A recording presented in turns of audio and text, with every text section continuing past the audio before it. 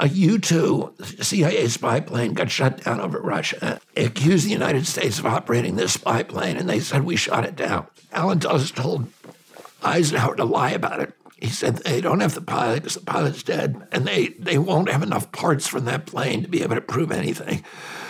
So Eisenhower got on TV and said it was all a lie by the Russians. And then the Russians produced Gary Francis Powers, and Americans for the first time went, oh my God, the U.S. government lied to us. We never thought that could happen.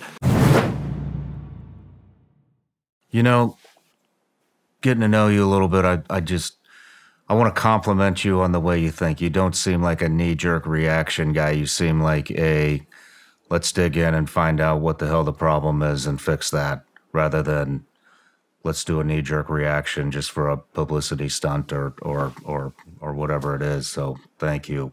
Thanks. You're welcome.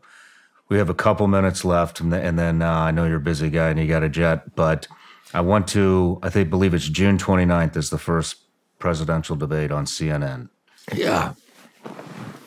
I read that you plan on holding both Biden and Trump accountable. What will you be holding Biden accountable for? Well, both of them are responsible for the debt. You know, they both, Trump ran up the biggest chunk of, there's a $34 trillion debt. $8 trillion of that goes to Trump. Another 7 or 8 goes to Biden. So between them, almost half of that debt is in there. They both only had 4 years to do it. Both of them are responsible for the forever wars. You know, President Trump said that he was going to end the forever wars and this, constant military engagement. But then he brought John Bolton in to run NSA, who is like a swamp creature. And 2 weeks ago, he gave Biden a bear hug and Speaker Johnson a bear hug and authorized $61 billion for Ukraine. That money should be coming here. It should be coming to East Palestine and to, parts of this country that are desperate right now. Mm-hmm. And we don't have the money to be spending over there. Even if it was even if it wasn't a war of choice, we should settle that war. Putin wants to settle it. He says so every day. Let's settle that war and bring that money home. They both did the lockdowns. President Trump came in and said, I'm going to run America like a business. And then he gave the keys to all of our business to Anthony Fauci, and he let him shut down 3.3 million businesses in this country. And he shifted $4 trillion from the American middle class to this new oligarchy of billionaires. They created a billionaire a day in 500 days. Wow. Trump and Biden. The lying in government, when I was a kid, nobody believed the government would lie to us. It was inconceivable that the American government would tell a lie when I was a little boy. The first time that people understood that the government lied to us it entered people's head was in May of 1960, about 5 months before my uncle's election. Eisenhower, a U-2 CIA spy plane got shot down over Russia, and those spy planes travel at 60,000 feet. They're invisible to radar, invisible to the naked eye.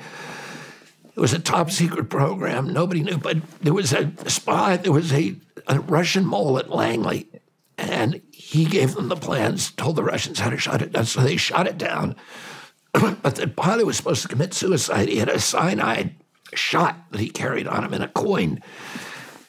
And the Russians didn't, at first, just accused America. They didn't tell them that Gary Francis Powers, the pilot, had not committed suicide. He had parachuted on, and they had captured him, and they didn't tell anybody. They accused the United States of operating this spy plane, and they said we shot it down. And Allen Dulles told Eisenhower to lie about it. He said they don't have the pilot because the pilot's dead, and they won't have enough parts from that plane to be able to prove anything. So Eisenhower got on TV and said it was all a lie by the Russians, and then the Russians produced Gary Francis Powers, and Americans for the first time went, oh my God, the U.S. government lied to us. We never thought that could happen. And then when my uncle was killed, 63, the Warren Commission report comes out, and half of Americans don't believe it. So there, again, people start thinking they're lying. In 1973, the Pentagon Papers are published, and that detailed 27 volumes of 20 years of lies to get us into Vietnam and keep us there by hundreds of government officials. And by then, people were saying, oh, they lie to us all the time. And now, every time you look at a government official on TV from the president on down, he's lying. Yeah. Whether it's CDC, NIH, FDA, throughout COVID, they all lied. Well, the day I get in, I'm going to pass an executive order saying any government official who lies to the American public on matters connected to his job is going to be fired. And I'm going to end the lying. I'm going to end the corporate capture.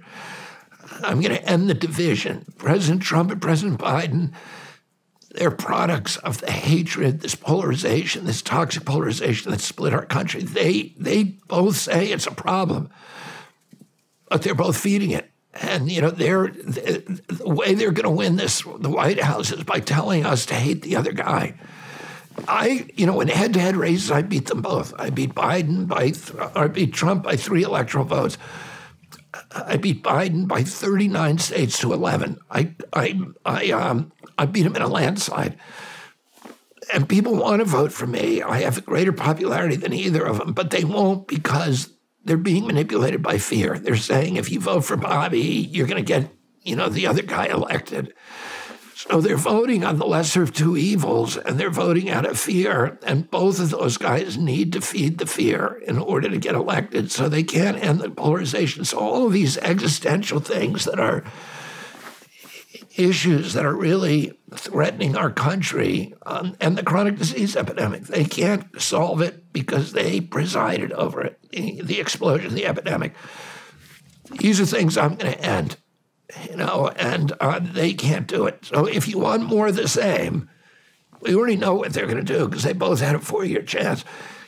If you want more of the same, you should vote for those guys. But if you want something completely different, because I'm going to change everything. I'm going to change everything. And I'm going to make our government trustworthy again. That was actually going to be my first question of the interview is how are you going to gain the confidence of the American people in the U.S. government again? And thank you. And well, thank you, Shawn. It's been fun talking to you. No matter where you're watching Shawn Ryan Show from, if you get anything out of this, please like, comment, subscribe, and most importantly, share this everywhere you possibly can. And if you're feeling extra generous, please leave us a review on Apple and Spotify podcasts.